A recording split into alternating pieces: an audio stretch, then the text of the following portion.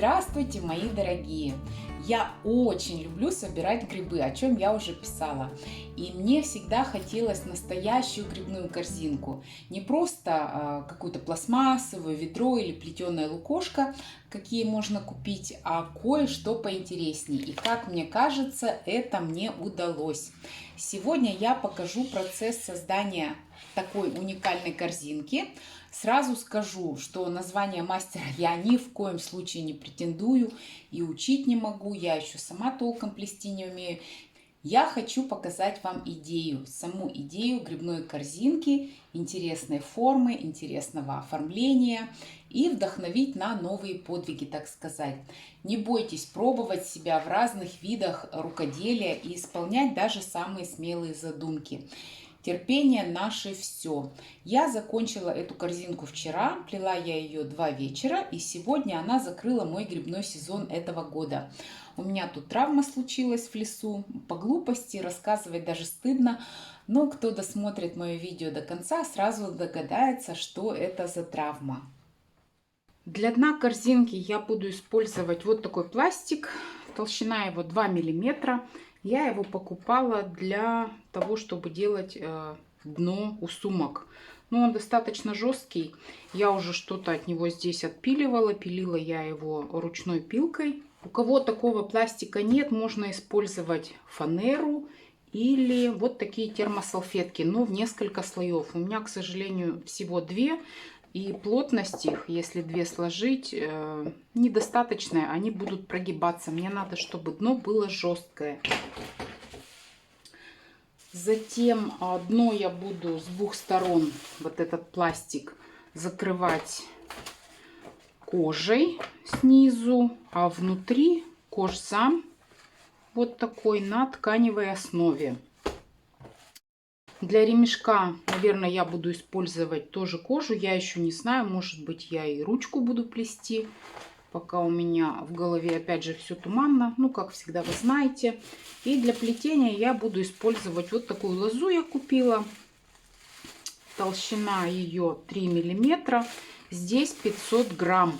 Сколько здесь в метрах, я, к сожалению, тоже не знаю. Также я не знаю, хватит ли мне на всю корзинку. Ну, начну плести, если не хватит, придется мне докупить. И для тонировки я буду использовать краску для тканей кожи.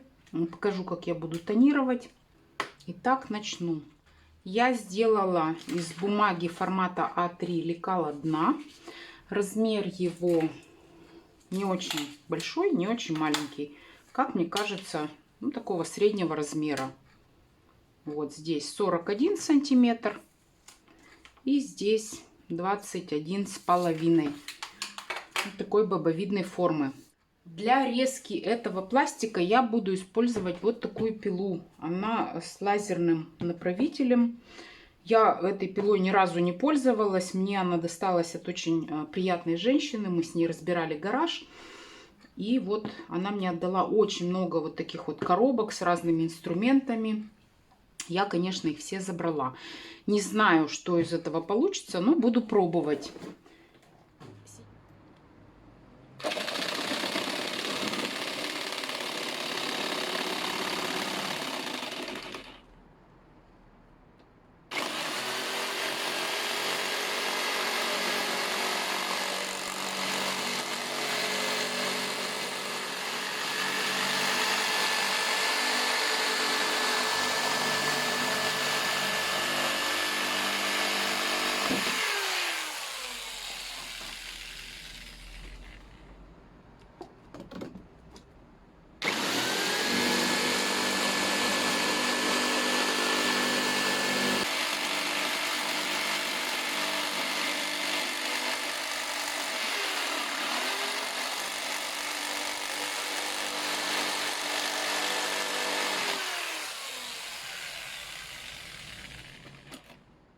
Как вы видели, ничего сложного здесь нет. На это я потратила 4 минуты. А лобзиком я бы, наверное, пилила около получаса. За отсутствием опыта у меня немножко криво здесь получилось. Ну, ничего страшного, это я сейчас надфилем подровняю. Вот я потратила, наверное, еще минут 15-20. Вот таким крупным надфилем я сравняла все края. И у меня получилось, вот, смотрите. Ну, если бы у меня было где-то расхождение, пару миллиметров, ничего страшного не было бы. Сейчас, наверное, кто-то мне захочет опять посочувствовать, где же мой мужчина.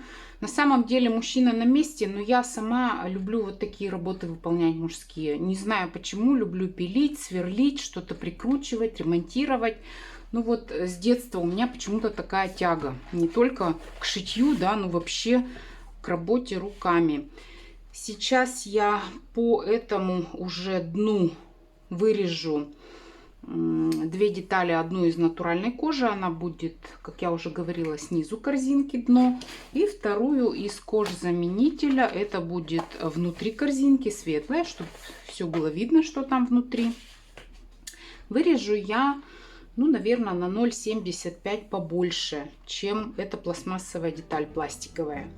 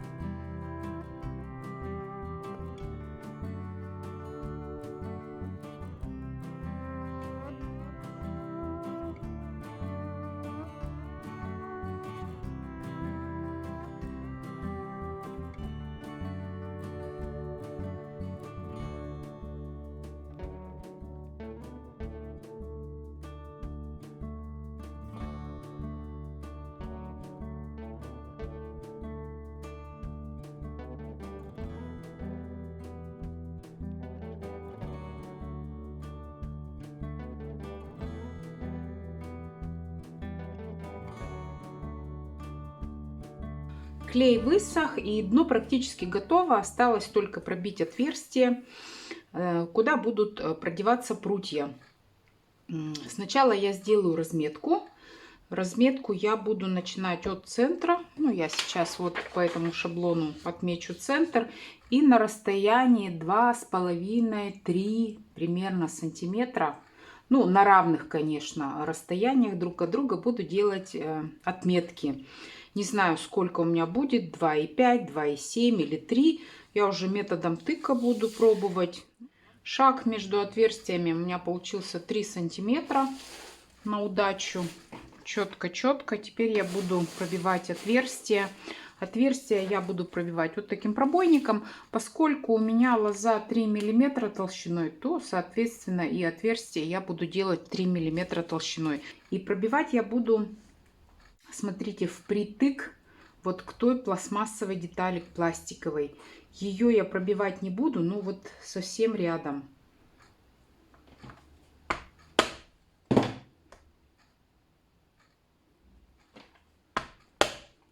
То, что края вот какие-то не совсем ровные, это ничего страшного, они будут закрыты. Главное, что здесь есть запас.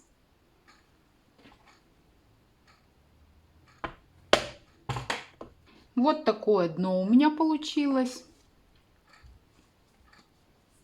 Теперь я буду подготавливать лозу. Я ее хочу затонировать. У кого нет лозы, ну, я видела в интернете, вообще можно купить ее на Озоне, на Алиэкспрессе, но у кого нет, можно плести из газетных трубочек, их лакировать каким-то образом. Можно даже из проволоки плести, из каких-то мягких кабелей, например. Почему бы и нет?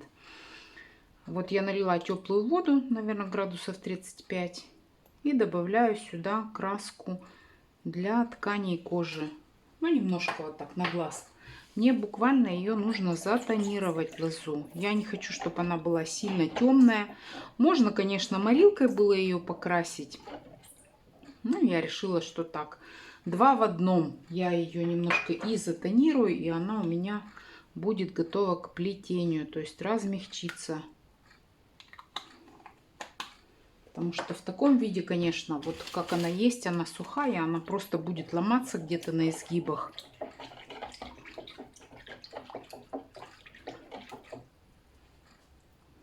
Так, вот посудина у меня не очень крупная, не очень большая. Другого у меня нет.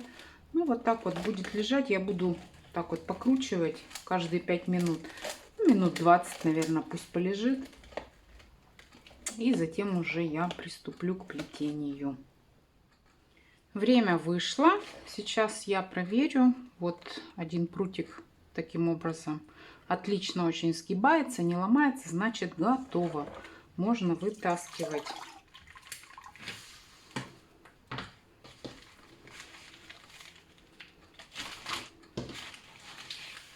Прутья достаточно длинные. Я думала, они не больше метра длиной. Они, оказывается, вот какие длинные. Так, я сейчас отберу столько прутьев, сколько у меня отверстий. Остальные положу в мешок, чтобы они не высохли. Я вытащила несколько прутиков. Некоторые из них очень длинные, достигают длины 3 метров. Поэтому мне придется их нарезать. Высота корзинки у меня будет, ну, примерно 25 сантиметров. Не сильно высокая. Поэтому я сейчас вот эти прутики нарежу на небольшие отрезки. Это будут стойки.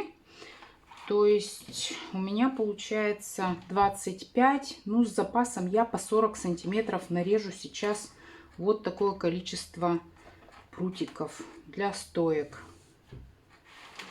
Нарезать лучше садовым секатором. Если у меня прутья будут подсыхать, я их буду сбрызгивать. Вот я уже приготовила пульверизатор. Ну, работать надо быстро, чтобы они не высохли, иначе они будут ломаться. Прутья для стоек желательно брать потолще. Ну, я решила сделать такие же.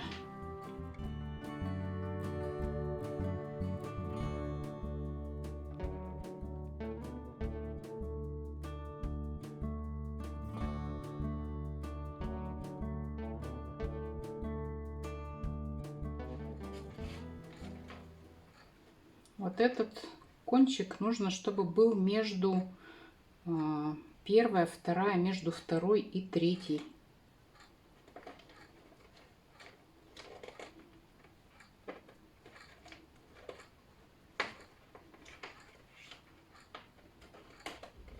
Как бы внутри получается. Смотрите, вот такая плетеночка получается.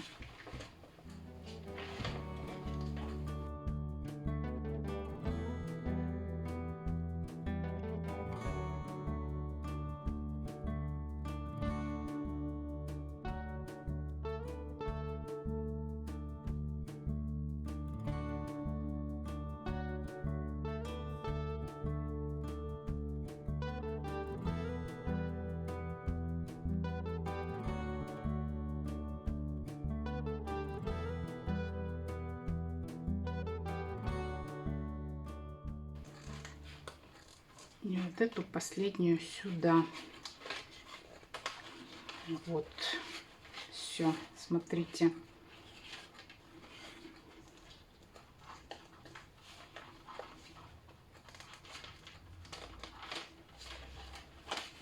И теперь вот эти хвостики особо длинные можно обрезать.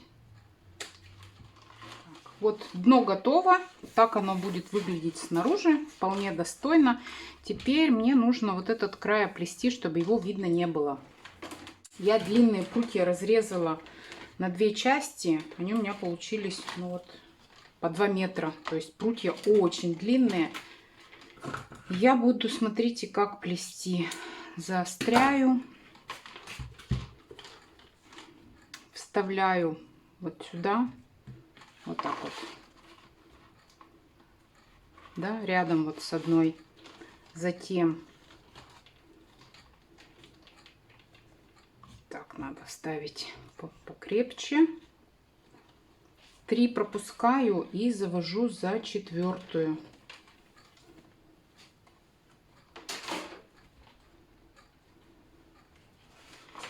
Затем следующий прутик вставляю вот сюда, в следующую. Также 1, 2, 3 прутика пропускаю и завожу за 4.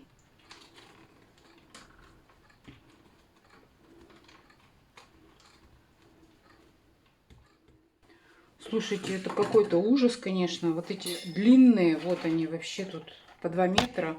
Надо было их брать, наверное, покороче. Вам, наверное, ничего не понятно, но тем не менее я дно плела, я сейчас переворачивать не буду, иначе у меня они слетят. То есть вот один ряд я сделала через 3, и следующий я буду делать уже обычное плетение, как вот плетем забор через одну.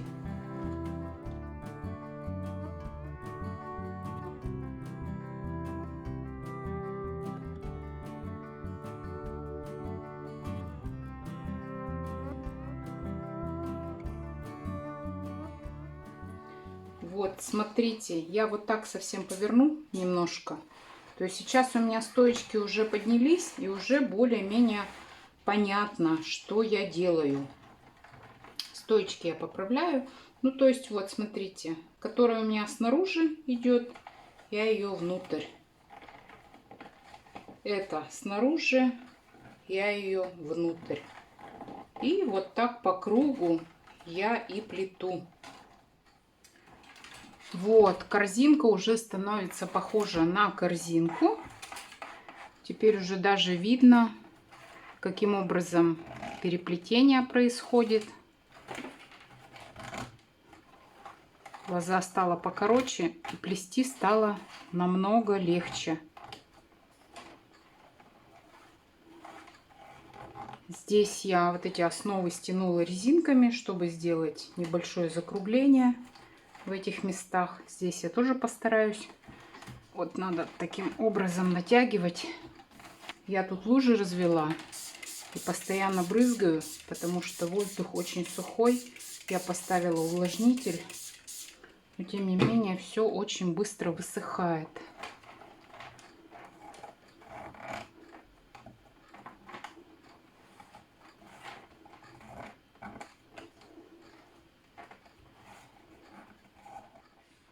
Вот так у меня получается. На этом я буду, наверное, корзинку заканчивать. Сейчас надо будет сделать край. Как его делать, я понятия не имею. Сейчас буду что-то пробовать. Вот. Я заплетаю сначала вот эти вот стоечки, а потом уже эти куда-нибудь там вплету.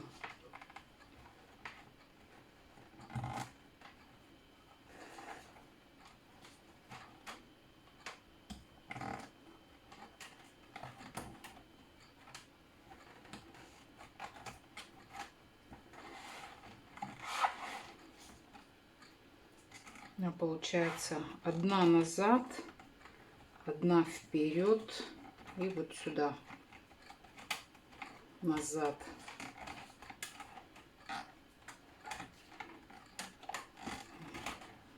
Назад, вперед и назад.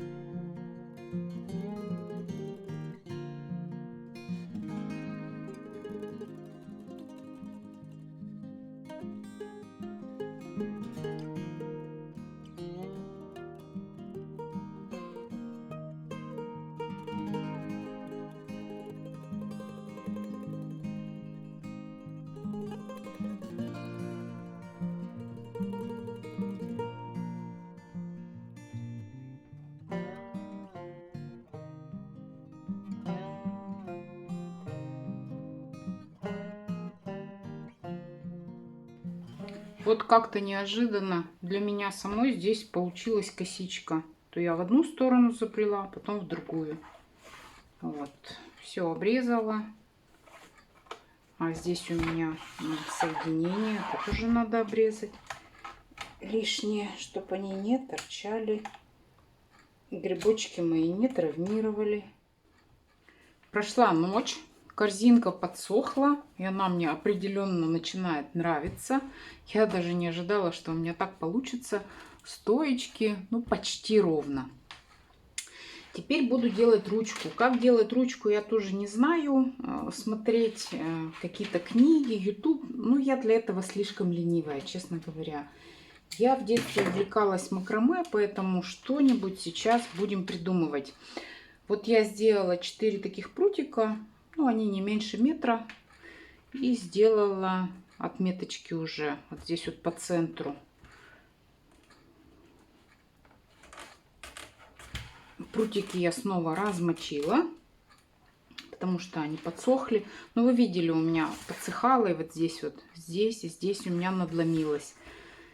К моему большому сожалению. Ну, если я еще когда-то буду плести корзинки, я, конечно, уже буду это знать. Хотя у меня и увлажнитель работал, и пульверизатором я тоже смачивала.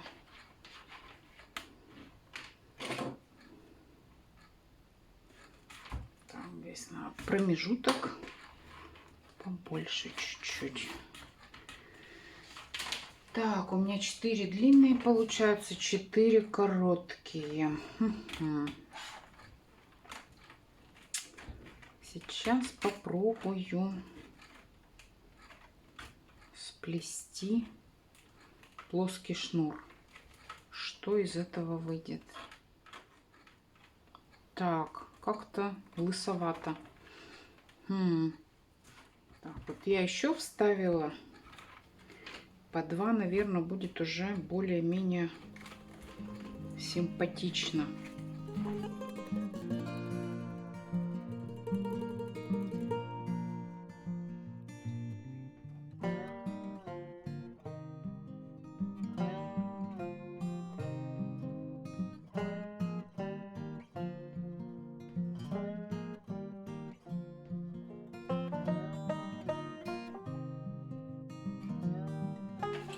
То же самое я сделаю с внутренней стороны.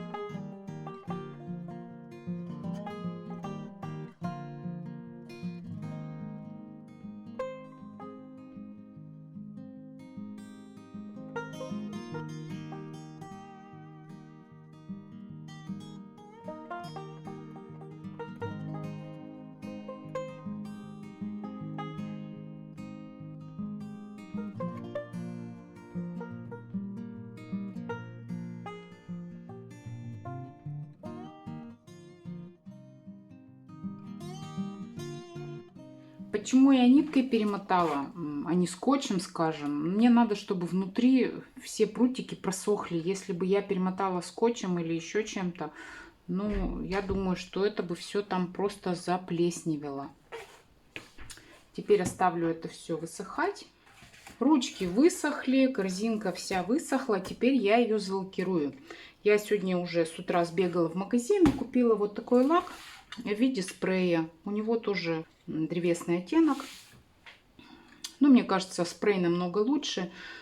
Кисточку не надо будет отмывать. Я попробую и внутри, и снаружи, чтобы дно у меня лаком не забрызгалась, я сюда лекала постелю и все. А снаружи уже так буду. Корзинка почти высохла. Вернее, лак почти высох. Еще немножко есть липкость, но мне уже не терпится ее скорее доделать, доукрашать. К тому моменту она, наверное, уже окончательно высохнет. Вот ручку я обмотала скотчем строительным и заготовила вот такие еще детали. Вот поролон 5 миллиметров толщиной, кусочек кожи. Это все для ручки. И вот такие детали, что я с ними буду делать, сейчас увидите.